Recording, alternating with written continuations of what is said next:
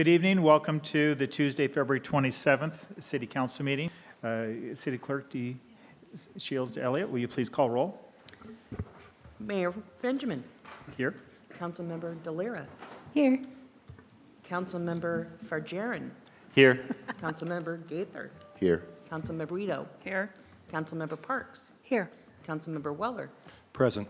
Councilmember Wright. Here. Thank you for announcements tonight. We do have a few. The first is I want to thank everyone's patience as we work with the equipment vendor related to our past meeting audio and video issues. We're on a pathway to a solution. So tonight we're testing new equipment. This is really for the online folks, not for those that are here. Let us know if there are any problems. Next one, for the project Downtown Pullman, the community is invited to attend a neighborhood open house to learn about Project Downtown Pullman from 4 to 6 p.m. This Thursday, February 29th.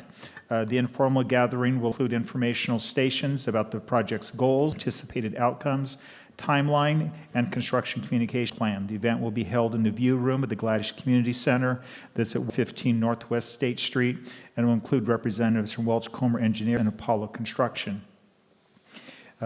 We have next week, there's not a regular city council meeting, but there will be a special city council meeting that is an open house. The Pullman City Council is hosting a drop-in open house to hear from the community about potential goals and priorities to consider for the 2024-2025 biennium. The open house is on March 5th from 6 to 8 p.m. in the Pullman Senior Center. That is Building B. This is Building A. This informational gathering session is an important step for the mayor and city council to gather input towards adopting the 2024-2025 goals and priorities document. This document is a key component in building the next biennial budget. If you cannot attend the meeting on March 5th, please send your input to the mayor and council through the city's website by March 1st.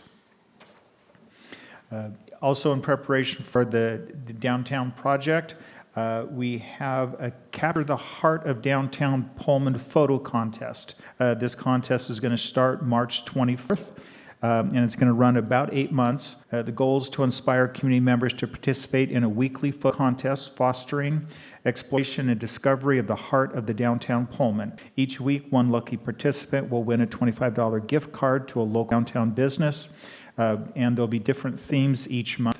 The March's theme is Favorite Spot Downtown. Capture and share a photo of your favorite spot in downtown Pullman, whether it's a cozy corner of a coffee shop, the vibrant atmosphere of a local store, or a scenic viewpoint from a downtown stroll. Tell us why this spot holds a special place in your heart.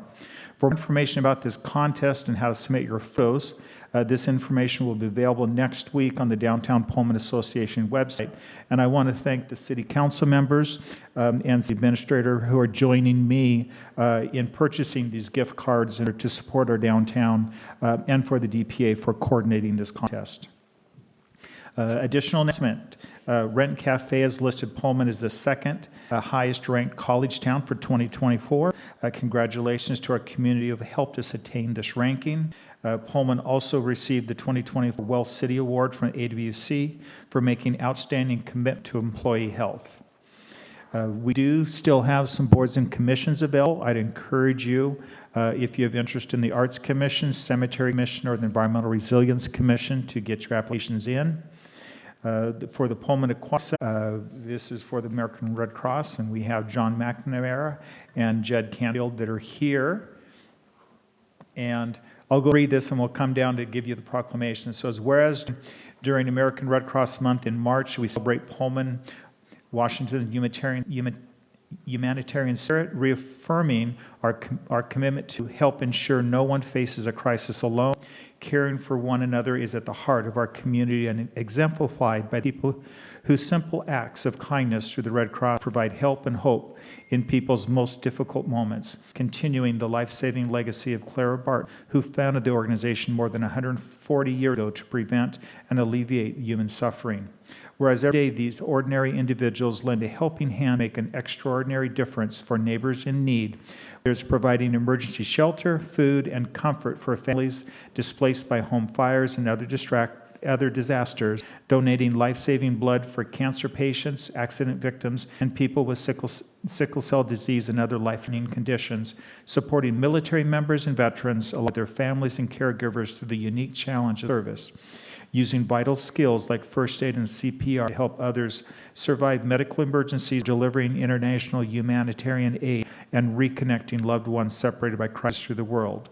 Whereas their support, volunteerism, and generous donations are critical to our community's resilience, we hereby recognize this month of March in honor of all who fulfill Clara Barton's noble words: we must never think of anything except the need, how to meet it, and ask everyone to join in this commitment. Now, therefore, Mayor Francis Benjamin of Pullman, Washington, do hereby proclaim March 2024 as Red Cross Month. And I encourage, now the board is more of a regional board, but the board is looking for an individual from Pullman to represent Pullman on that board. So if you have interest, please reach out to them, or you can contact me and I can get your information to them. Thank you. Thank you very much. Next, we have community member comments. This agenda item is an opportunity for public to bring comments, concerns, or other non-agenda related items to the attention of elected officials. Is there anyone who would like to, at the time, provide community comments? If not, we'll move on to city council member comments and start with Councilmember Gaither. Do you have any comments? No.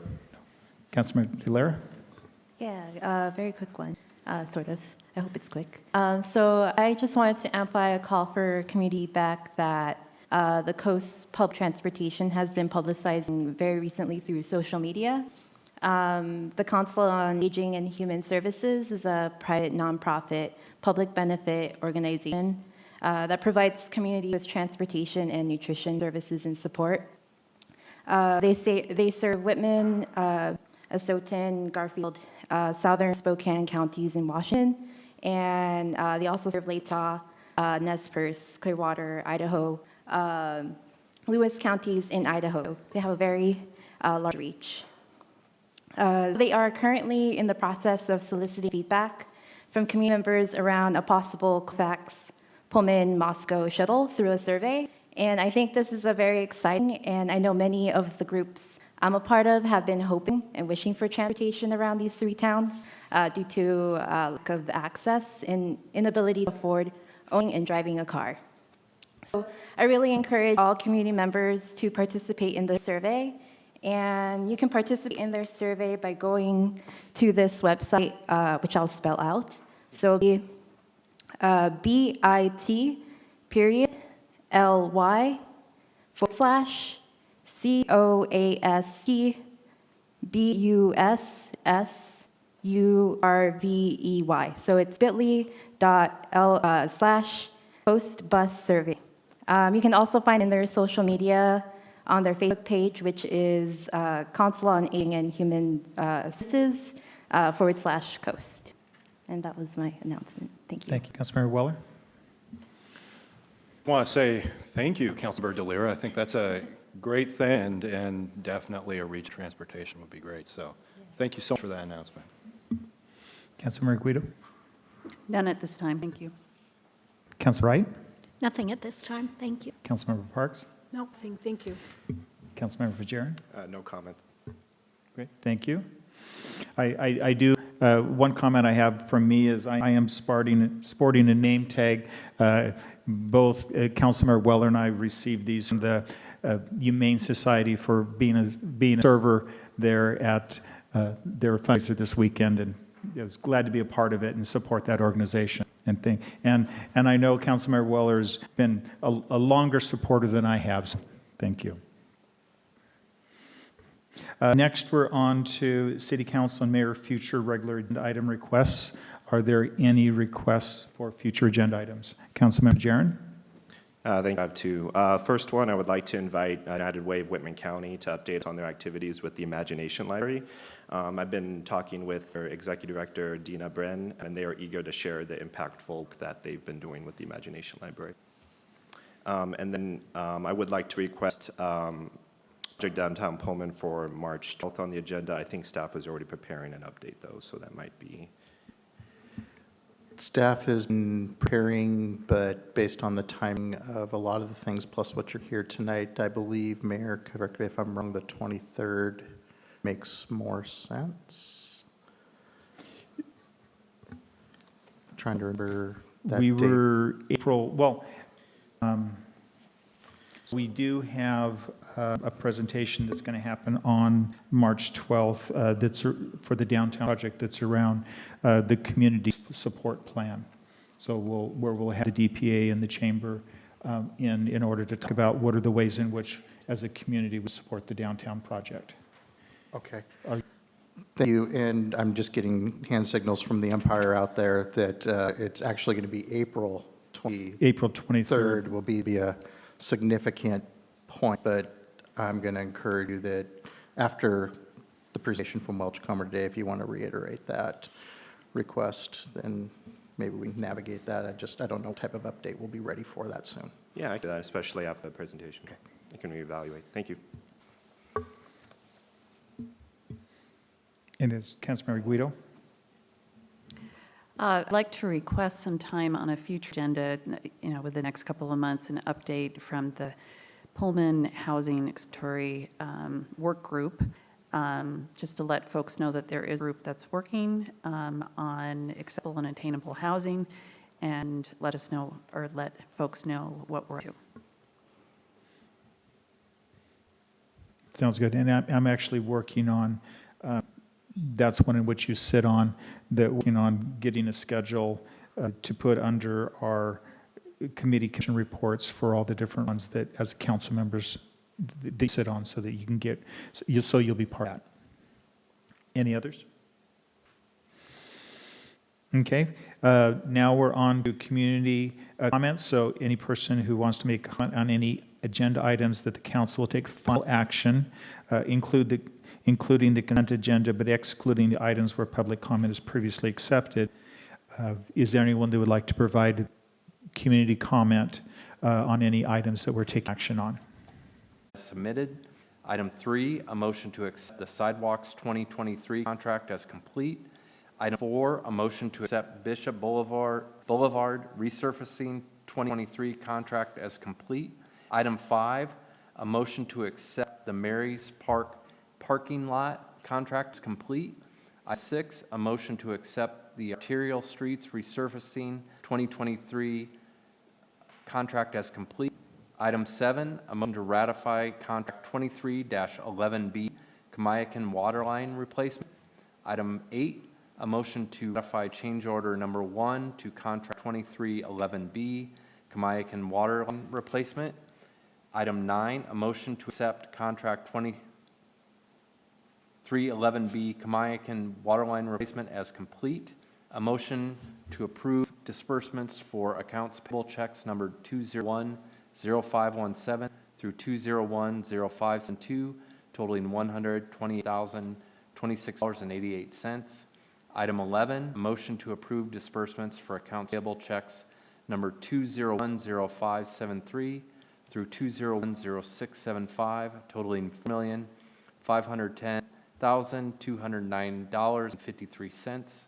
Item 12, a motion to approve disbursements for accounts payable checks, electronic transfers, and ADP payroll transfers totaling $1,616,236.13. And finally, item 15, a motion to authorize a lodging tax grant to Cougs First for an amount up to $15,000 for the Cougs First QB Classic Golf Tournament.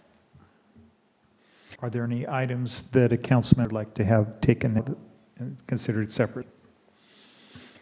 Can I just ask a question? We have duplicate agenda items, and I want to make number 8 and number 7, excuse me, hold on, and number 9. So I wanted to make sure that one of those was not supposed to be something else. One is the contract and one is a change order. And then number 9 is to accept that contract as complete. Oh, excuse me, thank you. Yep. No further questions. Okay. It's a language. Any others? If not, all those in favor of accepting the consent agenda items signify by saying aye. Aye. Any I opposed? think we, Excuse me, Mayor, I need a motion. We and a need a- second, I'm sorry. please. I did this last time, too. So I'd accept a motion to approve the consent agenda as, I move to accept the consent agenda. Second. thank you. All those in favor signify by saying aye. Aye. Any opposed? Thank you. I will get this next time. With that, now on to the regular agenda. And the first one, Resolution R1324. And with that, our Community Development Director, R.J. Lott. Thank you very much. Good evening, Mayor, and good evening, City Council. This item on our agenda for this evening is to amend a resolution passed last August by City Council. Resolution R-38-23 placed a moratorium on the enforcement of electric bicycles and scooters. There were a couple of other items on that resolution, including setting a speed limit and setting impound fees for properly parked scooters and bicycles.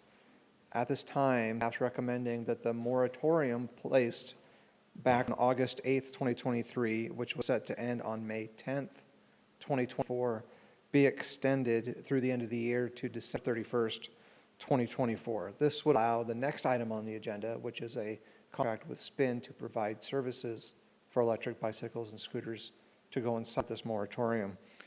Time through the end of the year will allow staff to properly take a closer look at the dynamic of these electric scooters and bicycles throughout the city. No other changes to the original resolution from last summer are proposed. Are there any questions and answer for the council? Councilor Weller. Thank you, Mr. Mayor. Yeah, RJ, I know I had a lot of questions regarding this and have been somewhat cautious, even though I've tried one myself, kind of. So my question remains, helmets, are those required? I'm trying to recall back. From what I understand, they are not. Could you correct me if I'm wrong? It is my understanding that they are. They are? Yes. Okay. Now, So, for those using the Spin equipment, that might be a different story, because more likely than not, customers would not be carrying their helmets around. So that would be something to consider. But for privately owned vehicles, electric scooters, bicycles, yes. okay. So how would we go about requiring that for Spin? Well, we could discuss that on the next item on the On the agenda. next item? And All include right. that into the contract. All right. Yes, sir. Any other questions on extending the moratorium? Basically, we have a moratorium in place that ends in May, and extending that to the end of this. Electric scooters and December 31st to coincide with the previous moratorium. This would give us the option, the city, the option, the council, the option to renew for 2025. This would include up to 100 electric scooters and 50 electric bicycles, a prorated annual fee of $12,000 to be paid to the city by Spin, a 20-cent per ride fee paid by Spin, quarterly updates of the progress, statistics given to me, the community development director by Spin, and lastly, Spin provides for their own insurance. As Councilmember Weller just brought up, there is no inclusion for helmets. A start date for the contract is not listed, but one could start at the mutual benefit of both the city and with Spin in the very near future. Spin does have the ability to provide geofencing to not allow scooters and bicycles in the downtown, or for the project downtown construction to occur this summer. So there would be no conflict with electric scooters and bicycles. Spin did do a presentation to the council back on July 19th. I included a YouTube video link in the description for this evening. At this time, staff recommends a motion to move forward with the execution of the contract with Spin. I'd be happy to answer any of the questions of the council. There's also a representative of Spin available to answer those as well. So, Councilmember Delera? Yeah, I guess this is a question for Spin. So I've always looked at the scooters on campus wanting to use them, but I'm a little intimidated. I was wondering if Spin would be willing to hold like a workshop for community members to kind of show them how to use the scooter, provide some safety tips for us. Hi, this is John Langford. I'm a senior director at Spin and have been at the company since 2019. Pleased to be here. The answer to your question is yes. We have a standard playbook for essentially rider education and training. And we found it sort of works best when we host a series of events in close coordination with city partners. And just run folks through, one, how to use the service, and then two, sort of how to use it safely. So, and I would also add, we're happy to add that into the contract if it's helpful. Oftentimes we'll have a monthly event, a quarterly event, whatever feels right. We're also happy to work more informally with RJ as well. Cool, thank you. Thank you. You're welcome. Councilmember Weller? Thank you, Mr. Mayor. So, RJ or Mr. Spin, I think, I'll just go back to what I asked RJ as far as the helmets. I think everybody understands that brain injuries are no joke. And those things can get going pretty quick. So that's one question. And then the other question, when I was looking at your fleet size of 50 e-bikes planned to deploy and 100 e-scooters over the first 2 weeks, is there a charging station, or I'm not charging, a station that will be placed somewhere other than just up on campus? Are there locations that we are looking at? So a few questions there, but, appreciate any answers. Sure. Councilmember Weller, if I can take the response on the helmets. Yes. The reason that Thad took a second to get the resolution is he was looking this up, so I wanted to give him a little credit for that in case anybody was wondering what was going on. But if you look at City Code 12.11.020 subsection 5, there is a helmet requirement that any person operating a motorized foot scooter in the city of Pullman shall wear an approved helmet designated, and it goes on to talk more about that. So that piece is in there. Okay. I think it would also help when we deploy, when Spin deploys, to have some indication that it is required in the city. Yeah. Because if there's a difference between riding on the university and riding in the city, you're going to have some questions and some concerns and confusion. So I think that's really important for us to be able to look at.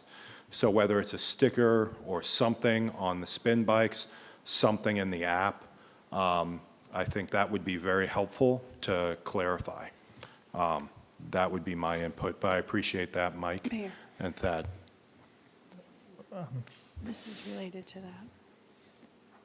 Well, because we have two questions. We have a couple questions here.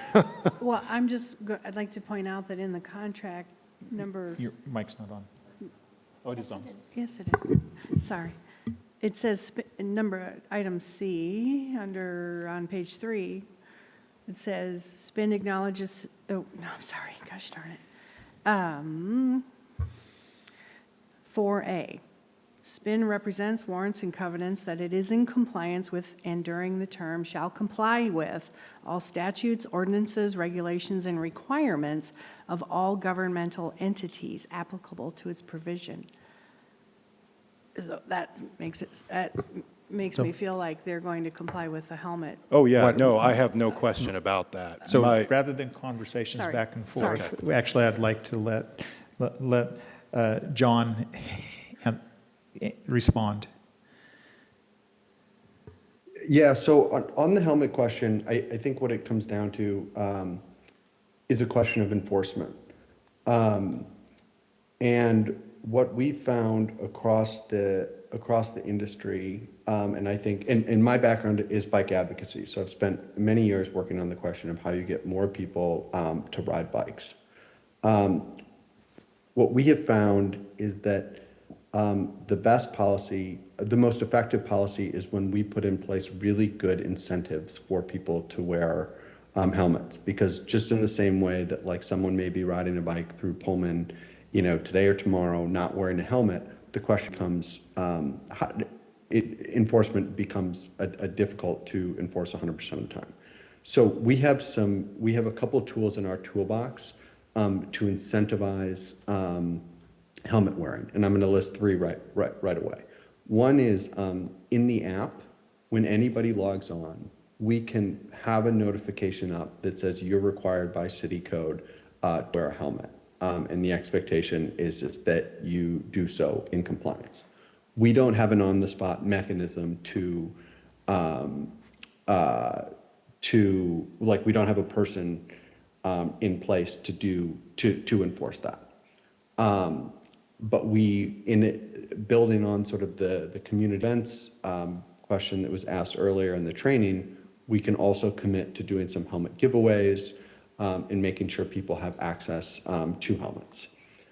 And then the third thing we do is we can put in place what we have is like a helmet selfie incentive, where we can have in the app at the end of a ride, we can ask people if they want to take a photo, and if they're in the photo wearing a helmet, we can offer them an incentive on their next ride. And that is continually what we found is the most effective mechanism, because if we require people to do it, what ends up happening is less people ride, and then that makes it less safe ultimately to be out on the road, because fewer people are riding and there's less visibility and less awareness of people out riding bikes and scooters.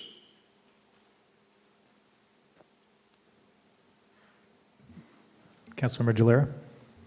Yeah, so it sounds like kind of solidifying like the workshops and the training and the community aspects of showing people how to use the bikes and being safe plays a part on the helmet concerns. And it sounds like we could put this on the contract. How would we go about in doing that? Like putting in the contract, we want 3 workshops during the year or something like that. How would that work? So we have an Exhibit A in the contract that has a series of sort of operational commitments in terms of how we're going to implement geofencing, things like that. And we'd be happy to write an section that says there's a monthly event or a bi-monthly event that would offer helmet giveaways, that would offer rider training and education, and that we will report to RJ on like attendance and metrics for those events. And if this is something that council wants, then we would not pass this resolution. It would have to go back through the attorneys. I'm communicating processes. So, any who have not talked yet, just checking. So, Councilmember Weller? Yeah, I just didn't have my second question answered. So I wanted to make sure that. Charging. Yeah, the stations, if there's locations that you've already looked at, or RJ, or I'm kind of, I mean, right there it says 100, and, you're going to be deploying quite a few, so. So it's actually a little bit different model. It's not a station-based model, or a better way to think of it is a virtual station-based model. So we use the geofencing technology to create stations that will require or incentivize the vehicles to be parked in certain locations. But that's like a virtual corral rather than like a physical station where the scooter would be parked. And we like that because it's more cost effective, but it also lets us be super nimble in terms of where we place locations.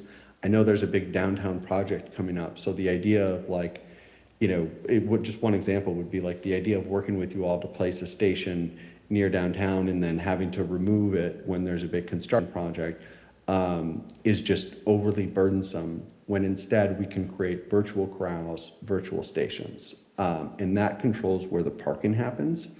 And then for the charging of the vehicle itself, it's a battery, we call it a swappable battery, and a battery that comes on and off the scooter. So when our teams are out there rebalancing, relocating scooters that need, or picking them up to be repaired, they can just swap out, a depleted battery with a fully charged battery. So how does it get communicated to, for instance, law enforcement, as far as if a scooter is not in the right location? Yeah, so there's usually a number of different there's always a number of different contact mechanisms affixed to the scooter. And we usually use like a kind of sticker or some kind of detail, but that will take us to a customer support line. So there's a phone number, there's an email on there, and then usually we would set up like a Pullman specific email account so that any law enforcement officer or anyone who sees scooter rider or non-rider alike that needs to be relocated can directly contact both our team on the ground who can move quickly, but then it also goes to us on sort of the headquarters team so that we're able to make sure, have an extra set of eyes, so make sure that vehicles are picked up in a timely manner. Okay. Councilmember Guido. Hi there. I have a question, probably more for our law enforcement in terms of resources, because this does mean more people are going to be out on the road and possibly driving without a helmet or in violation of traffic rules. Potentially 150 could be deployed all at once. So I guess I'm just asking if the police department is comfortable with this.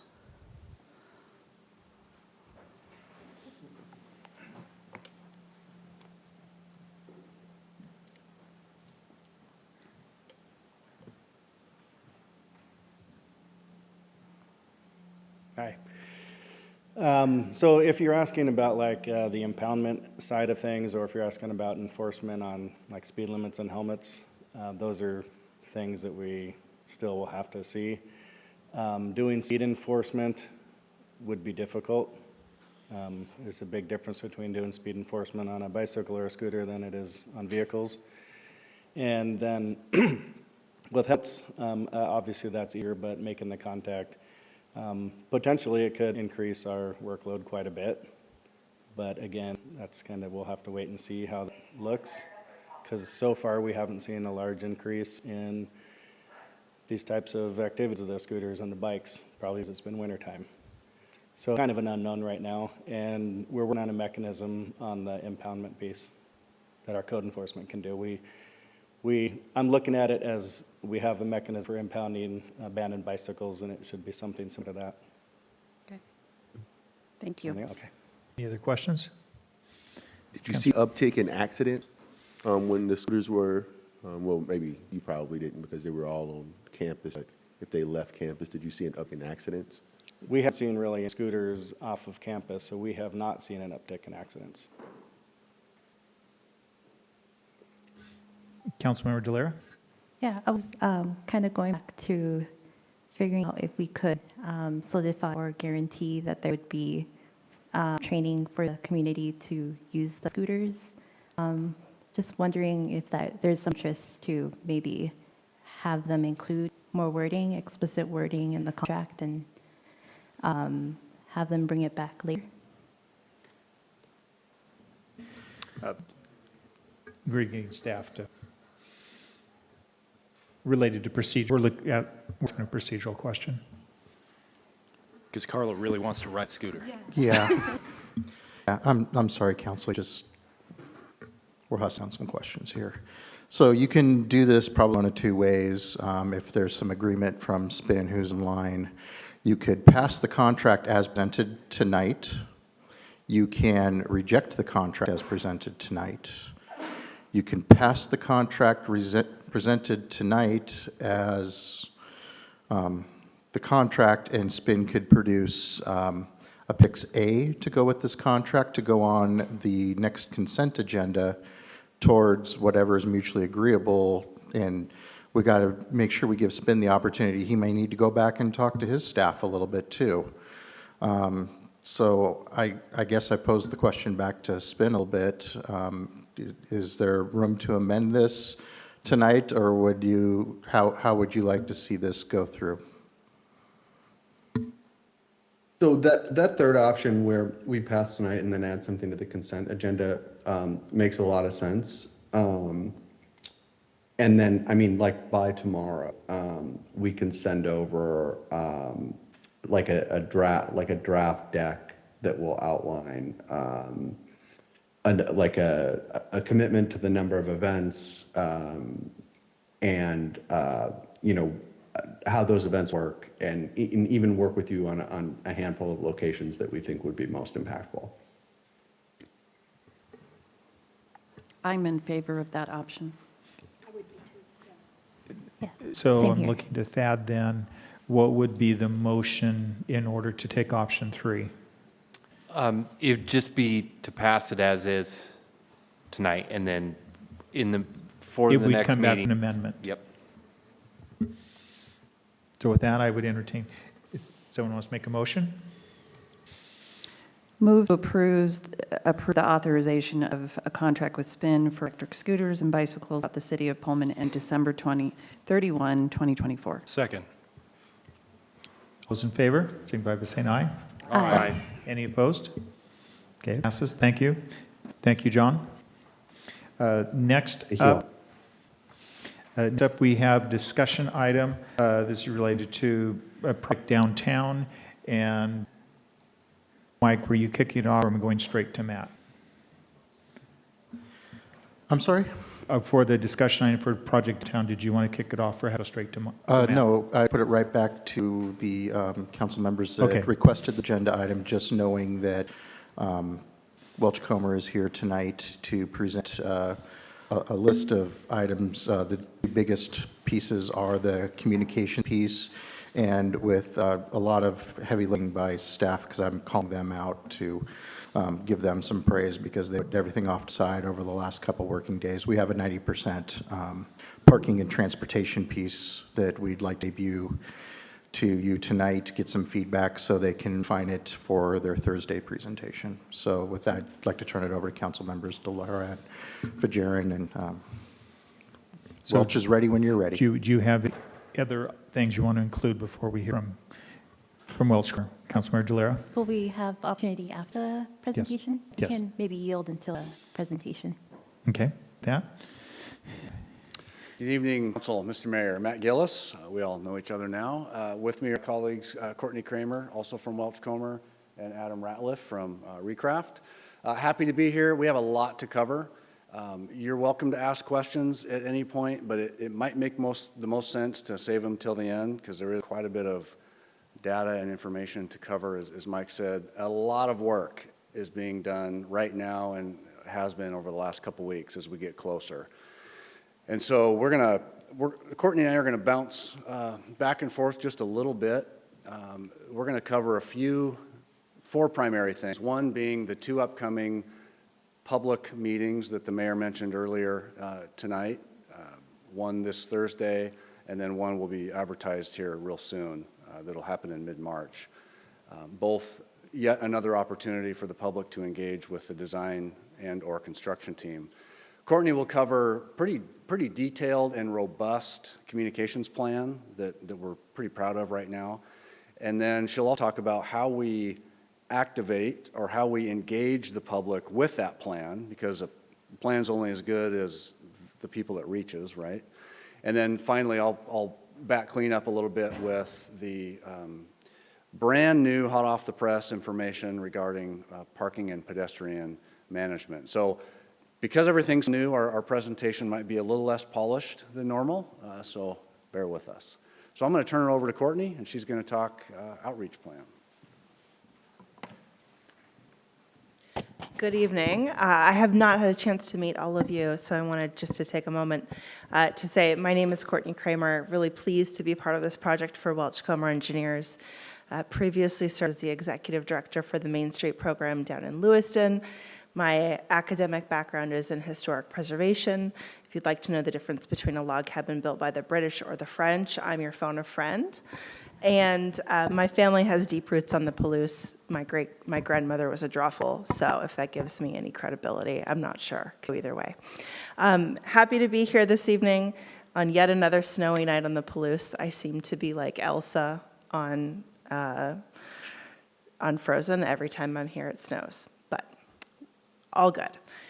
I have the pleasure tonight of really bringing the community into the conversation and answering the questions that they've been asking for 2 years. So many of these questions couldn't be answered until we had a contractor on board, and it's really a great relief and a pleasure to get a chance to answer these questions. We're going to talk about this twice. We do have 2 upcoming open houses. One will be this Thursday, February 29th, a leap day, at the Gladish Community Center from 4 to 6 p.m. It is an informal event in which people will rotate station to station, so if you don't make it right at 4 o'clock, it's still worth coming at 5:30. The second will be a design open house workshop, which will be the same concept, be able to visit stations to talk about any particular questions that a community member might have about a design, both kind of holistically, but also as it might apply to their specific property. I want to start by kind of setting a base and maybe dispelling any rumors about what construction will look like. So I'm going to call this construction normal operations. Main Street will be closed to vehicular traffic for the majority or all of the construction duration. Businesses will be open and temporary wayfinding signage will be provided. ADA, pedestrian access to business front doors, will always be maintained except for a maximum of 7 days per door. We are very committed to making sure that customers can get to businesses and that access is compliant.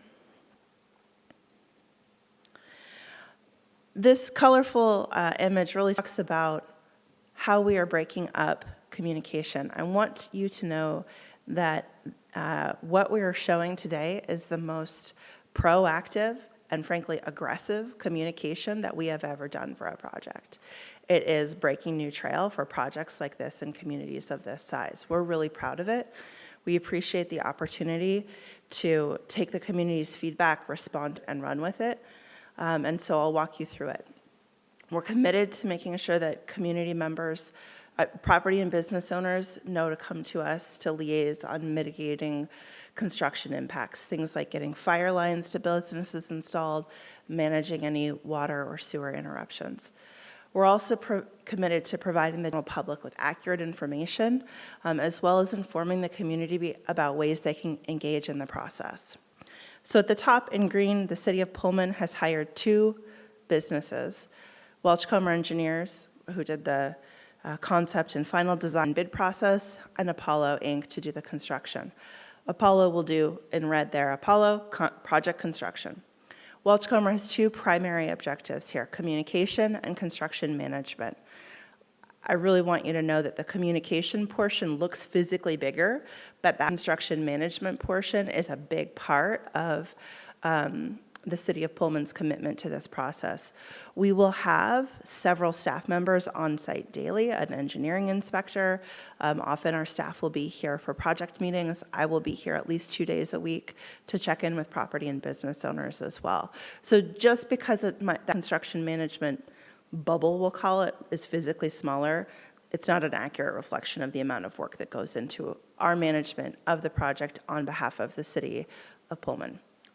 I'm here to talk about communication, though. So communication is into 2 categories or 2 audiences, the general public and property and business owners, lighter green.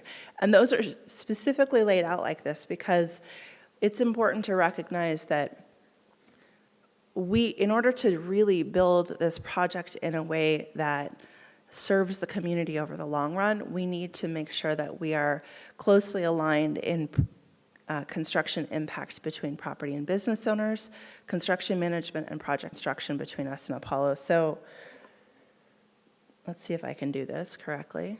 Oh yeah, okay. So that's why this little, well, I'll call it the southeast quadrant of the image looks the way that it does.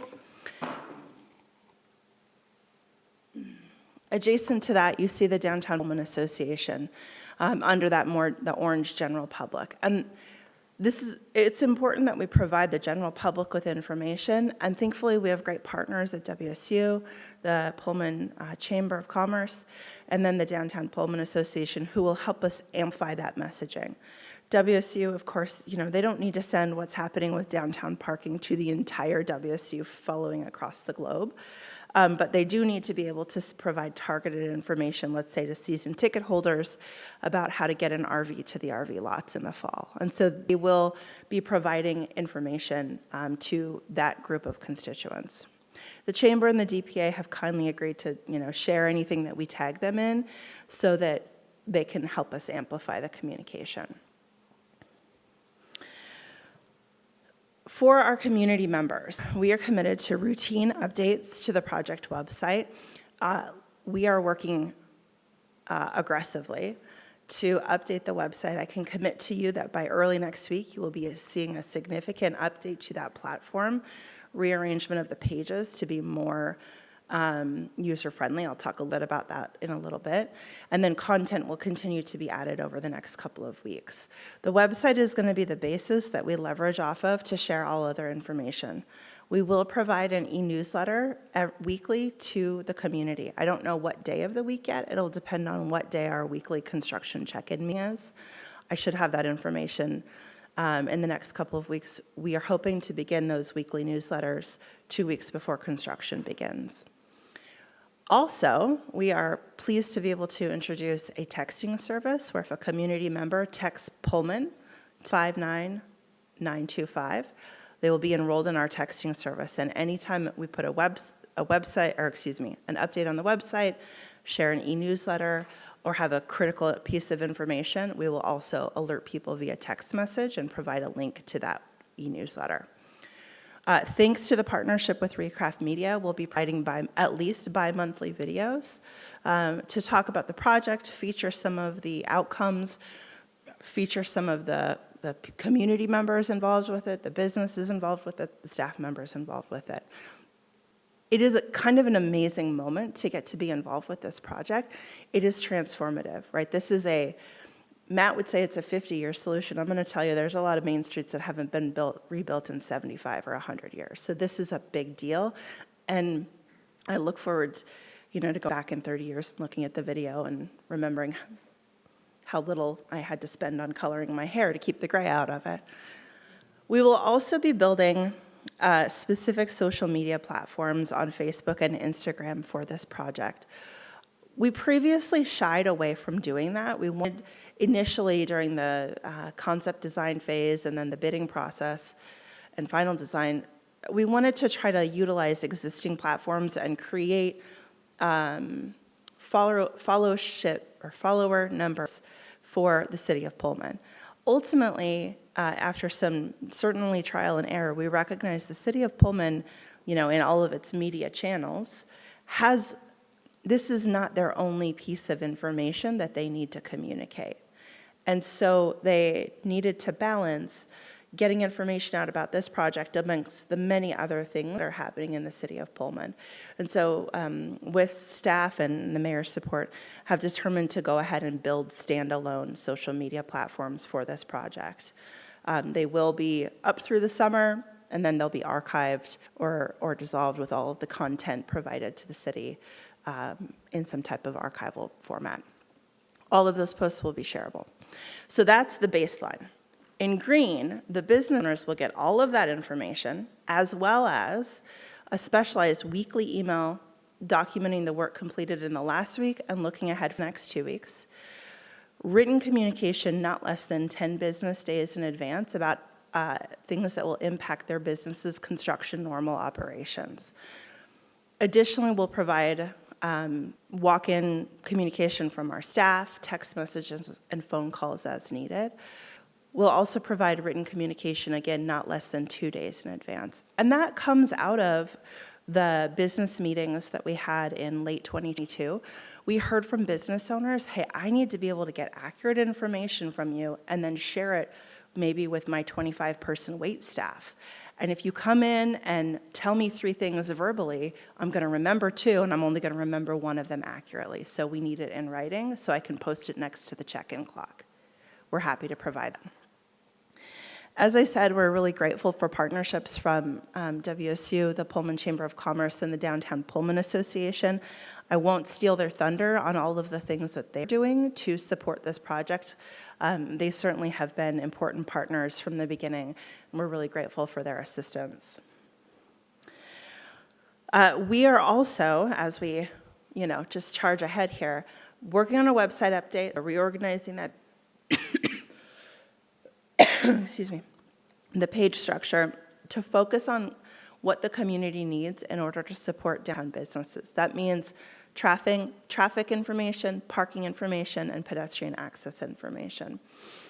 It'll, again, be available early next week and then continue to add content. We will also be posting these signs downtown with work and collaboration with Public Works to affix them appropriately to poles with a QR code that will take people to that website and then be able to navigate all of that information. This is a big project, and I keep coming back to that, especially in communities like Pullman, where we run into each other in the grocery store and we have personal relationships and personal conversations with people. And it's important for us to make sure that the council feels comfortable with the information and knows how to respond to questions with accurate information, or with the, I don't know, but I'll get back to you. So in addition to, you'll see what we send the community members, you'll see what we send business owners. We will also provide you with a weekly, I'm going to call it a one-pager, with updates and information. And that will be things like, we've completed 42% of the sewer line work. We've completed 100 new water connections, and we anticipate finishing the remaining 32 next week. I'm just making this data up as an example. But things like that, so you can have a sense of the project's progress. We'll also provide you with information about community feedback we've heard, specifically around themes, not around any particular individual, but around themes that we're hearing, and how we plan to address that input. We also do intend to provide presentations to the City Council at significant construction milestones. The big moments when maybe we've gotten through the first 3 weeks of construction, and we can talk about what went well, what we learned, and how we're going to adjust in order to serve the community moving forward. With that, I want to ask for your help. So right now, I believe that we have 4 people on the text messaging list. We need everybody to pick up their phone and text Pullman to 59925 and ask your friends to do so as well. You should get an auto reply thanking you for connecting.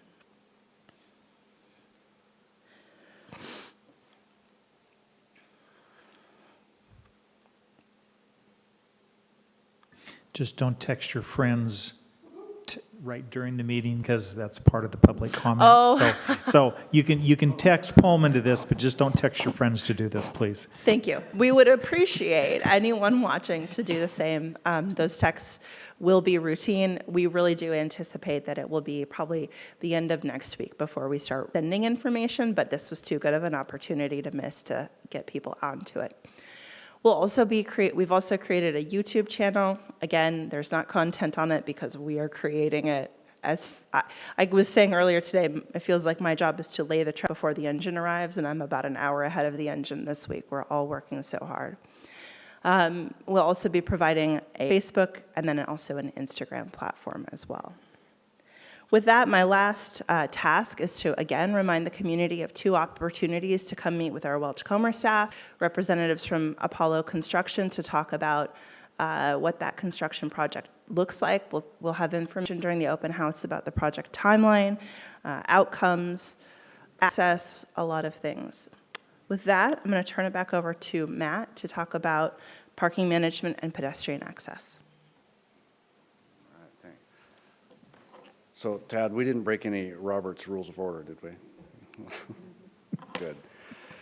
I wanted to, before I get into the details of all these graphic slides, acknowledge that while I'm presenting it, I can't take credit for producing it. Staff has been behind the scenes for months, I think back into maybe even October, certainly November, working on a lot of this stuff. And so I think Sean and those who work with and for him deserve a lot of credit for this. And so if I need to be supplemented with any of this, please feel free. The city uses and utilizes a pretty powerful tool called GIS. You forgive me, you know, but it's a really efficient way for us to track, quantify, and process and understand data. And one of the data sets that the city tracks is parking stalls. And so we're able to look at parking from many different perspectives, and that's what I'm going to walk you through right now. So I took these slides right out of the city's output. I felt it appropriate to show it just as is. This project will, when we close Main Street, will temporarily eliminate 106 parking stalls. 4 of those are in actual loading zones, so they don't really count, but we're counting them in the overall count. Those are 2-hour parking stalls. 21 will be repurposed to a 15-minute, and some of these numbers may change a little bit here and there as we roll down into more detail. So that's all stalls. Some of the ways that we can mitigate that loss in stalls is do things like on Olson, the plan is to convert that existing parallel parking to angle parking. Now, it doesn't change the world, but it gets us from 19 stalls to 26 stalls for a net gain of 7. And that only matters if we do that right up front. And so we're working with Apollo, who's been a great partner so far. They've agreed to do some of that work right up front so we can get that change done, add some parking stalls. So the available parking outside of Main Street, right? So we've closed Main Street. Those have been removed. Where do we park? Where do our customers park when they want to be downtown? Well, there's still 445 stalls within. I put a 5 to 10 minute walk. It's probably more like a 5-minute walk, depending on how quickly it walks and how mobile they are. But those stalls break down into multiple categories. You can see it there. 18 of them are a half hour, 351 are 2-hour, and the rest, 76, are 3-hour stalls. And they're color coded in here. I believe these will be linked to our website for access for everybody to see. So you're not just going to see it here. It'll be available publicly very, very soon. From an ADA standpoint, we had a lot of conversations about this during design, and when the project is over, so the project's going to take 1 stall, but we're going to add, and that number of 4 is wrong. We're adding 7 stalls. That was my mistake. It was very important to the council that when we walk away, we have adequate ADA parking, so there will be 7. From a temporary standpoint, I believe, Mike, this might be the opportunity that you wanted to take to talk about the potential ad hoc parking group. Sure, I'll jump in now. Okay. So an item that Welch isn't going to be presenting on tonight that we've been talking internally as the group that's been working on this and trying to get to this 90% design presentation tonight. One of the things that keeps coming up as a recurring theme, and even as I talk to each of you during our one-on-ones, is we need to be listening to the community on what we think is a good plan on paper, but if it gets instituted and changes need to be made, we need to be agile, we need to be nimble, and we need to probably, if this is a good idea, to pass a resolution naming this group. And from a standpoint, we've wrestled around with it, but the best way, and it is a staff recommendation, is it should be chaired by the mayor mayor pro tem, and the alternate pro tem should be on that committee because they've already been appointed and elected by your group as due process.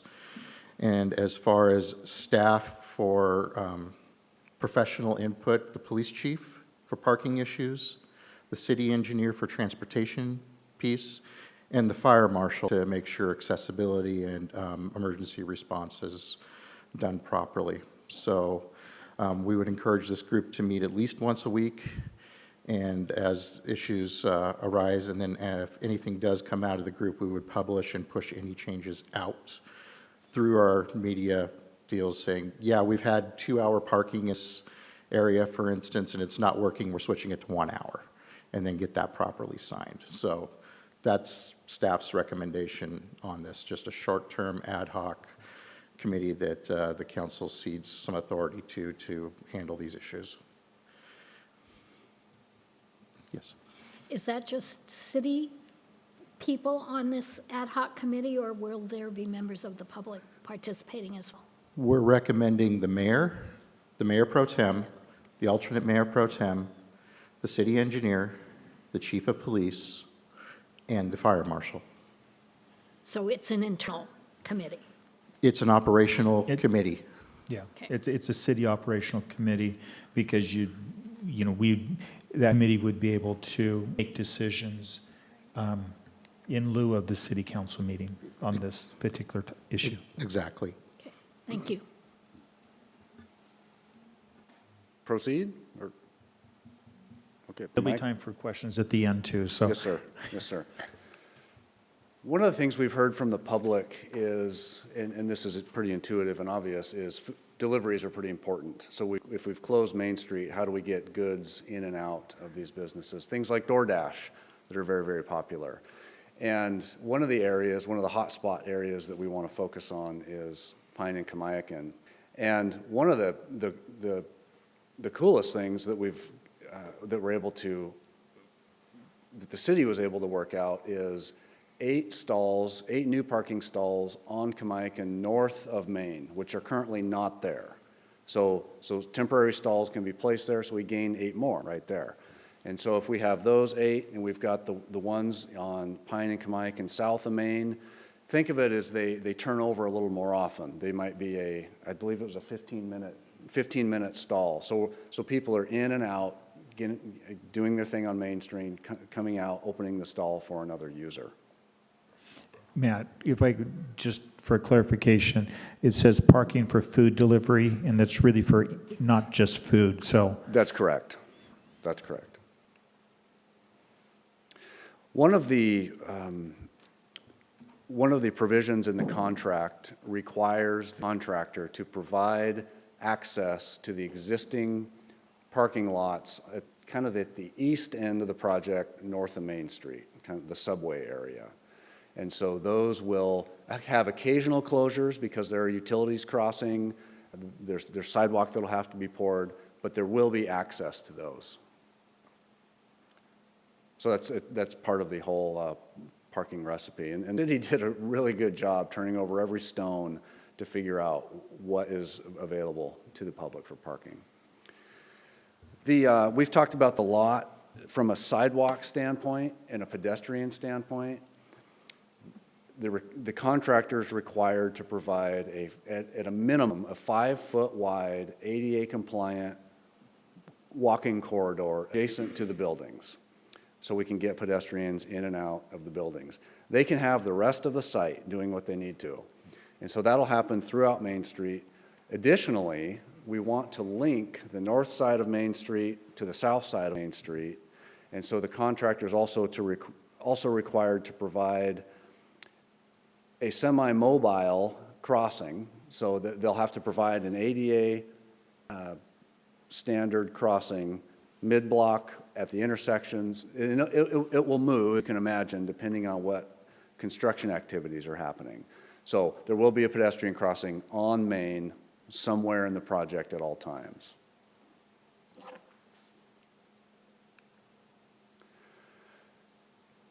So we've talked about customers and where they park, but where do owners and employees park? Well, this is another layer within the city's GIS system where they've identified 155 spaces within 2 or 3 blocks that are 12-hour parking, And there's 8 spaces on Spring, which I believe are these guys here, which my understanding is unlimited parking from a time standpoint. The city identified the McKinsey parking lot, and somebody help me with the closest restaurant to that. Sure. It's often referred to as the Thai Ginger parking lot, but the one there at Grand and Mackenzie Street, if it popped all the way through. It's, there's quite a few stalls there, but it's not readily apparent that some of it is accessible to public and available to the public. So the city is going to provide clear signing and wayfinding to open that up in hopes that the public will utilize it.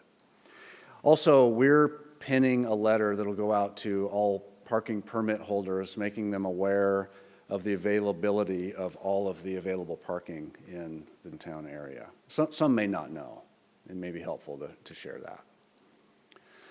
Privately owned lots. There are numerous lots within the downtown area and even outside the downtown area. I think you added this note on me, Courtney. This one's new. WSU Spring Street, $4 a day, free after 5 p.m. and on the weekends. Where is that one exactly? Okay. And then we do know that Evolve and US Bank, I believe both are willing to allow public parking in their private lots. And so also very important. Outside of the project, less appealing, there's some potential uses south of town, things like the old Shopco building, which is what now? Harbor Freight, right. We don't know how usable that is, but it is out there, and they were willing to talk with the city and help the project. For those who are here every day, live here every day, you know your way around quite well, a detour map might not be as helpful, but those students, for instance, who aren't as familiar might find a interactive detour map somewhat helpful. So that we're also working on that. And again, this is, like Mike said, this is 90% product that we're just digesting right now, as you can probably tell in my presentation. Transit. I don't know that there's a lot of change to transit. The buses will still be running from, I believe, 6:30 a.m. to 6:30 p.m. Every 35 minutes. And I believe that's 7 days a week?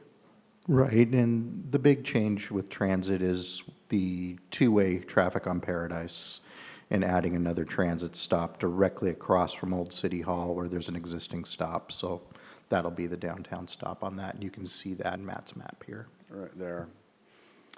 And then to provide additional bike parking downtown, the city is going to provide, you're going to bring in bike racks from somewhere to put at Pine Street, Old City Hall, and High Street.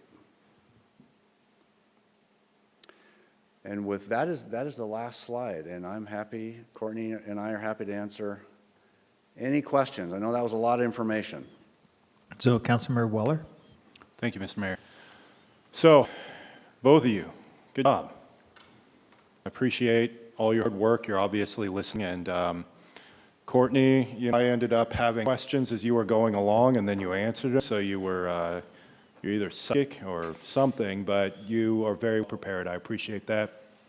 The Facebook one, the community or site landing page, that's a great idea. That was something that I was like, oh, this, and there you did it. Matt, I had a question regarding, you talked about a few different parking lots, and I do appreciate you addressing the ADA and all of the walkability with that 5-foot, walking. That's great. I just sit down there, have a cup of coffee, and watch the construction. Be a look-through. I think that'd be kind of fun.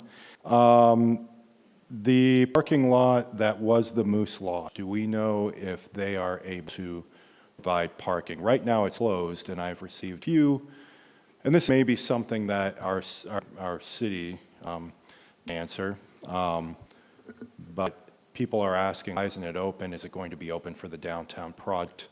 I don't mean to put you under the microscope. Yeah. I defer to the city. Yeah, I want to corroborate this because we did some poking around on this and haven't got a for sure without a reasonable doubt, but We understand that that is private property. It has been leased to a downtown set of businesses that they plan to start parking in it and just haven't yet. Okay, so it isn't WSU, because that's what I've heard. That was leased to. I've heard a couple different rumors, and I really don't know out a particular business until I have absolute confirmation as to who has leased it. But I am positive that it is unleased by downtown businesses. Okay, appreciate that. Just the last thing.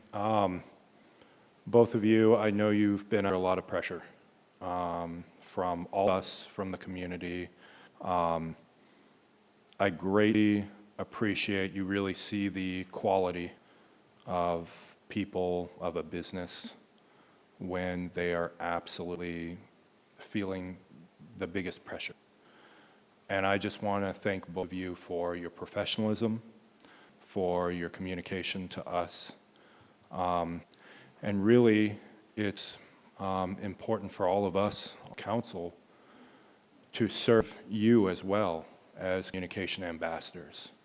So utilizing our social media, our contacts, to help you do what you do best. So I appreciate it. And really, this goes out to the rest of the staff as well. You all have been hit very hard, but I know I can speak for myself, but I think I can honestly speak for the council that we appreciate everything that you've been doing. And you don't get near enough praise or recognition. So thank you. Thank you all. And thank you both for coming. Yes, there's been a lot of hard work to get to where we're at. Councilmember Fajarin? Thank you. And thank you to Courtney, Matt, and staff for giving us this amazing presentation. Just so much information today in such a short amount of time. I do want to echo from the bottom of my heart, just thank you to the staff for that has been put into this so far. My question is kind of about communication. I'm excited that the communication plan has a texting option. I think that so much of people's news are on their phone and it's in everybody's pockets, and that's just a perfect way for us to communicate with the public. I know that also the city has the Everbridge platform that we use for emergencies. I was just wondering if there was any other services that staff knows that we could use in order to send out important notifications regarding downtown Pullman. So do you look at my schedule this week and have that ready? Because I did take a couple of meetings with some folks that do offer a type of service like that, and it would also go as far as probably could replace Everbridge for emergencies as well. It's as far as stuff for the government goes, you know, if you put the government tag on it, the price goes up automatically, but I found it relatively affordable. And, you know, I'm an accountant by trade, so when I say that, it means a little bit of something. So I've been poking around a little bit with the council's, if it pleases the council, I can accelerate my analysis and maybe bring something to you. The companies that I've been looking at so far are talking about a 4 to 6 week onboarding, and we can go live. With that, I'll go ahead and accelerate my work. I'll carve out some time and see if I can get a report in front of you by the next meeting.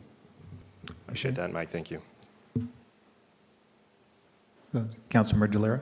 Yeah, I guess this is like a clarification question on the parking spots.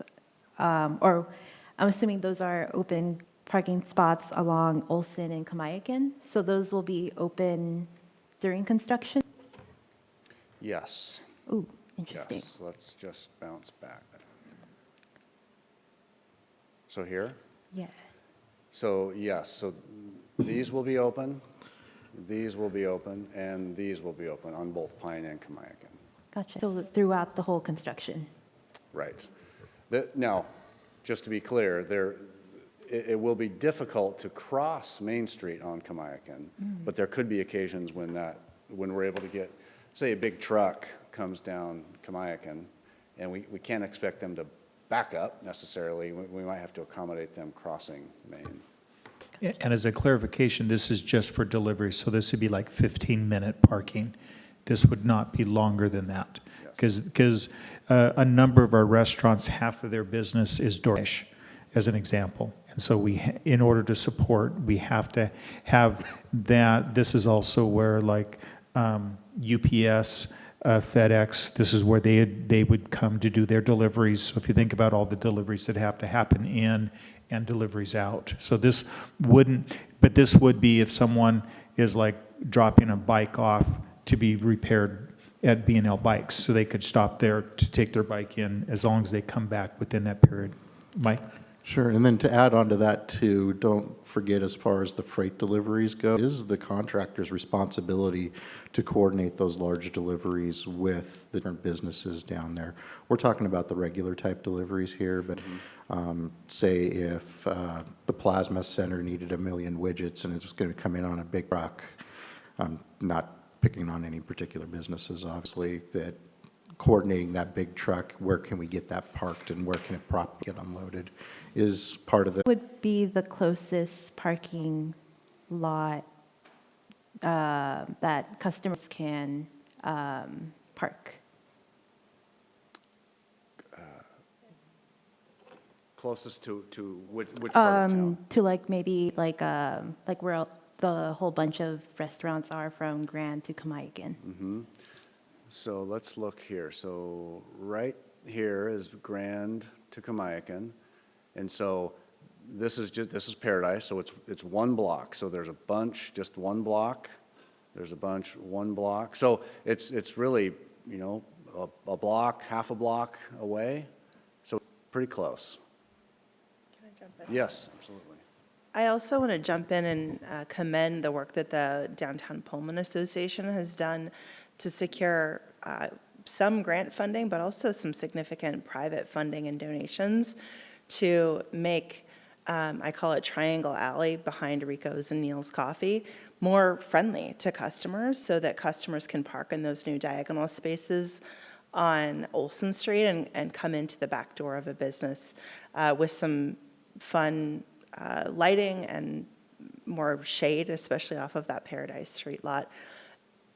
I think it's really admirable to see a community work together and to see the Downtown Pullman Association bring in, I think, at about $160,000 to contribute to the project. And that's not nothing. That's a big deal. And so making sure that those customers can get into businesses has been a multi-team effort, and it's important to recognize that those spaces should be finished out early this year. Councilmember Parks?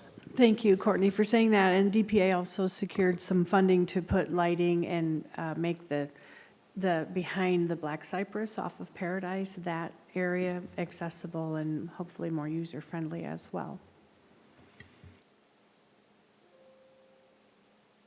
Councilmember Delera? I'm so sorry.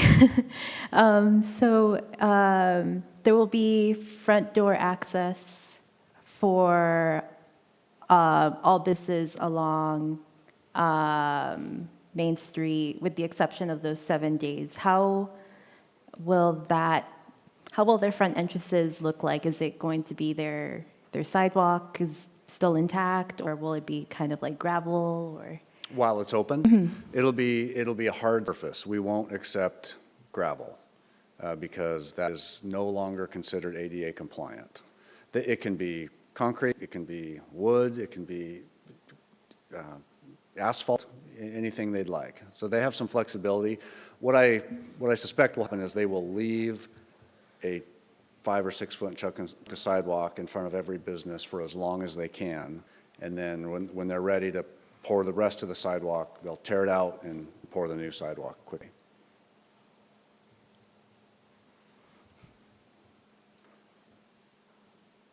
Councilmember Fitzgerald? Thank you. My question is specifically about change orders, whether it comes from the public or the council. How do you see those orders being entertained or requested? How do you see that happening? So let's, I'm going to just clarify nomenclature real quick. So there will be change orders on this project, things that come up during construction that are unexpected. We find a tank that's full of kerosene under the ground, right? somebody's got to pay the contractor to deal with that. So there will be some contract-driven changes that happen. You're referring to design changes that lead to construction cost changes. We can call change orders as well.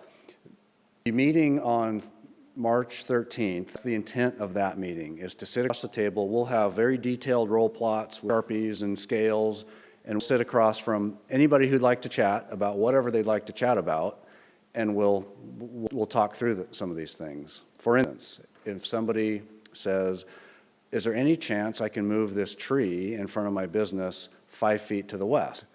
We'll say, maybe. Let's look at the underground utilities. Let's see what the unintended consequences might be. If it's impossible because there's a utility in the way, we'll say it's possible, and here's why. For those items that might be possible, we will record them, we'll consider them, and then we will run it through the appropriate channels through the city on whether they're approved or accepted or declined. And as clarification right now, there have been some people that have contacted you related to changes that they would like to see. All of those things are waiting to them. So basically, you've received it, but it won't be dealt with until that meeting. Right. Yes, sir. Councilmember Delera? Yeah, and I guess kind of along the same lines as change orders. As you know, there's an interest with the section-by-section approach of construction. How feasible is that at this point?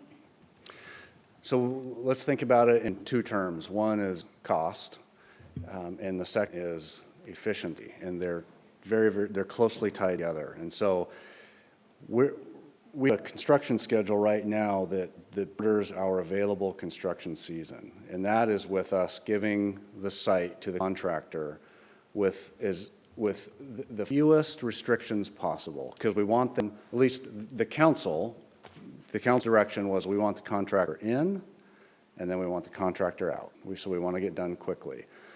The more that we restrict their freedom, their construction zone, and one of those is doing segments at a time, their efficiency drops very, very quickly. And so when it's slower to install the sewer line, they lose time, and the water line, and the sun line, and the irrigation, and all of the steps. So it slows them down, ratchets up the price, and so if we want to get it, I'll say it this way, if the city wants to get the project done in a year, it's not feasible to do it in sections. And we've confirmed as much with Apollo. We've asked this question. Talk a little bit about it's not for 2-3 projects. Sure. There's also been talk about, well, we like the idea of 2 construction seasons, but if we take, I think there's a misunderstanding of, we have a 7-month-long construction project, okay, and for 1 year. We can't take that 7-month project and do 2 3.5-month projects. It would end up being more like 2 5-month projects, okay? And so it doesn't translate linear like that. You lose a lot of efficiency. So just thanks for bringing that up. It's important that we clarify that. Kind of as a follow-up, do you know, I know this is like something that I think it'd be interesting to know, or really good to know, what are the associated costs and timeline impact on the section-by-section approach? Are those numbers that we have on hand as a comparison point? I wish I knew that number. I don't. What it would take is it would take us to go bid that to a contracting community, just like they did the current plan. I am confident it would be significantly more. I don't know a percentage. And just to recap on that from previous presentation from our Deputy Public Works Director, there's a lot of contractors that are very resistant to guaranteeing their prices in that second year due to the volatility of the market, not just for labor, but for materials as well. So a cost, they would hedge their risk at the city's expense.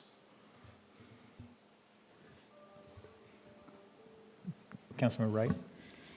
Just also to say thank you to you guys. You pulled off a Herculean task in getting this started, and so I really appreciate the time, thought, and effort that you put into this, and look forward to more of that same product going forward. So thank you both very much. I think in turn, just to piggyback on this last piece of discussion that we had, we need to do our due diligence with our business owners to ensure to them that we have looked at all of possible impacts of doing the segmentation, as Carla mentioned, so that they understand what the monetary impact would be on this to us, essentially kind of like a cost-benefit analysis, if you will. And I don't know whether that's practical or whether that's something that, you know, could be done without a lot of work, but in some cases, just enabling additional access, let's say restaurants, for example, could be the difference between taking a 50% loss in revenue for that period of time and extrapolate that out to a 35% loss, which certainly is not palatable on any level, but is better than 50. So I think, as I say, if we're able to do some due diligence on that to assure our people that we have indeed looked at that, understand their concerns, and this is why we can or can't go forward with that type of plan. I think that would make people feel a little bit better about why we do need to proceed in any given direction. I don't know if it's possible, and I don't want to give you another Herculean task by any means, but just a thought on following up on Carla's concern there. Understood, and I think the shortest path to that answer is just a 30-minute conversation with our current contractor to help they will help us understand the time and money implications on such changes in a little more detail than we've already done. You're welcome. Councilmember Guido? And a suggestion along the lines, if you are going to have that 30-minute conversation, is to add that to the frequently asked questions page, because that does come up quite a bit, and that would be great to have some information along those lines. Yeah.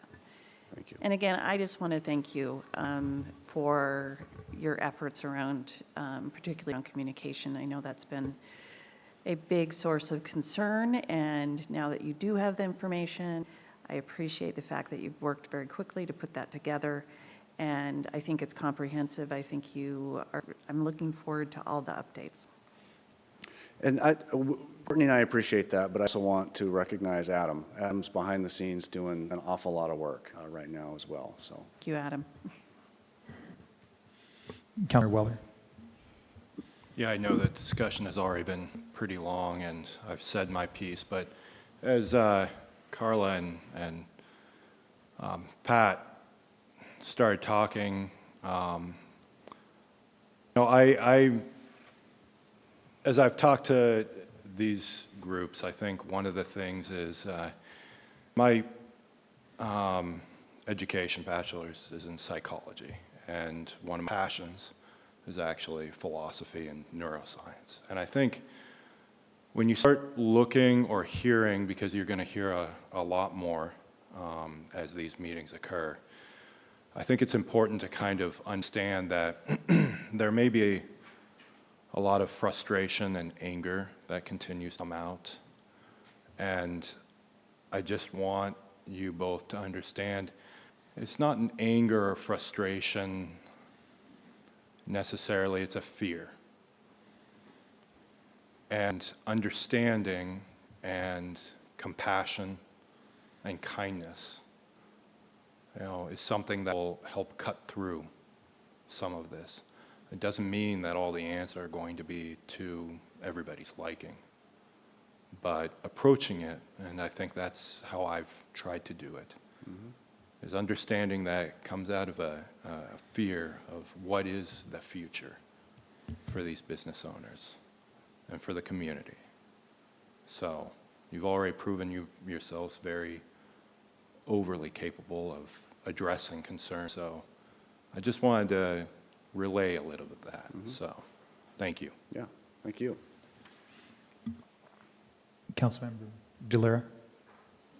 Yeah, so just kind of in my understanding, getting like the cost and the timeline impacts for the sectioning seems like it's, so far I'm understanding it's like a 30-minute phone call, but is that kind of like, what is the, like how much time would it take to get those details and how soon?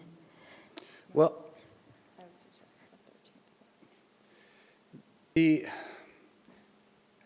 I think we can get there, literally with a 30-minute phone call, to the point whether it's feasible or not to do it in construction season, and what the reasons it is or is not. I'm happy to have that conversation with the contractor and report to staff who can report to you. I'm not sure when we're going to be back in front of the council with that, but yeah. So I'm happy to have that conversation, and I'll feed the information to staff. Yeah, I'd really appreciate that. Yeah. So thank you very for your time. So related to this, you're going to be before the community this Thursday, and that is, so this Thursday will be the public meeting. And then in 2 weeks, we have council where you won't be here, but instead we're going to have a community engagement conversation around how are we going to be engaging in the community to bring community down to the downtown. It's different than the communication side that Welch-Comer is doing.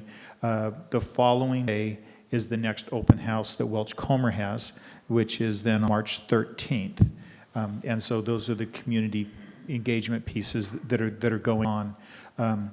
Then we have, then calendar-wise, our March 26th is already very full and doesn't really, it wouldn't be good to bring in a long discussion related to that. And so as we've talked with Welch-Comer, their feeling is it's better for them to come back once the process has started.